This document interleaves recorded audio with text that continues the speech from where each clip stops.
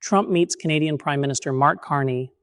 Tensions, trade, and talk of a 51st state President Donald Trump met with Canadian Prime Minister Mark Carney at the White House today in a meeting that mixed diplomacy with provocative remarks and unexpected moments.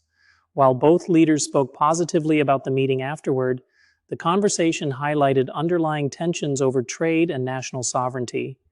In brief public comments following the meeting, President Trump said, "I feel better about relations in many respects," suggesting improved ties between the two nations.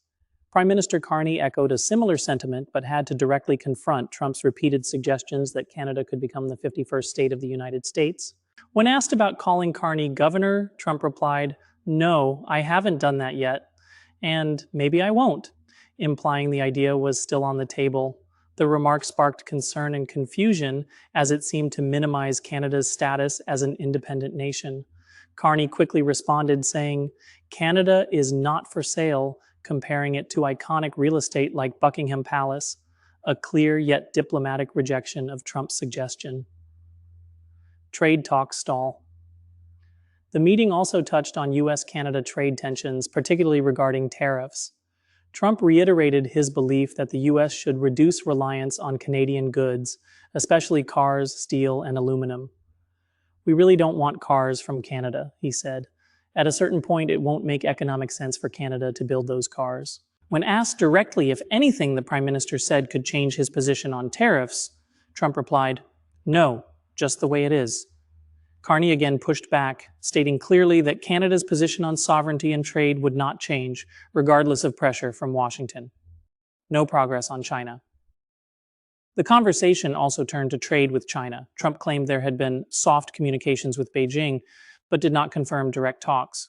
However, earlier testimony from Treasury Secretary Scott Bessent before Congress contradicted this, stating that no trade negotiations with China had yet begun.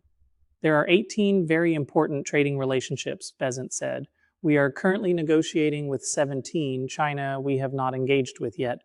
The conflicting accounts add to growing confusion over the Trump administration's trade strategy, particularly as the president nears the one-month mark of a self-declared 3-month pause meant to finalize new trade deals. So far, no deals have been announced. Yemen ceasefire raises eyebrows.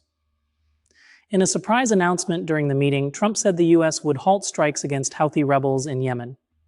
The move, reportedly brokered with help from Omani officials, was not communicated in advance to Israel, which was recently attacked by the Houthis. The omission drew criticism, especially from Israeli officials who expressed frustration at the lack of coordination. A diplomatic balancing act, White House watchers noted that Carney, who was elected in part as a response to Trump-style politics, managed to strike a careful balance. He responded to Trump's provocations with firmness, but avoided open confrontation. Political analysts say Carney's strategy was designed to push back on Trump's rhetoric without escalating tensions. Maggie Haberman, a senior White House correspondent for the New York Times, noted that foreign leaders often prepare extensively for meetings with Trump, knowing they may be put in difficult or unpredictable positions. Carney came in clearly with a prepared line, which was, "Canada is not for sale," she said. But then he had to navigate the rest of the conversation without getting pulled into a standoff. Conclusion. While the White House meeting ended with smiles and handshakes, the underlying messages about trade, power, and diplomacy were more complex.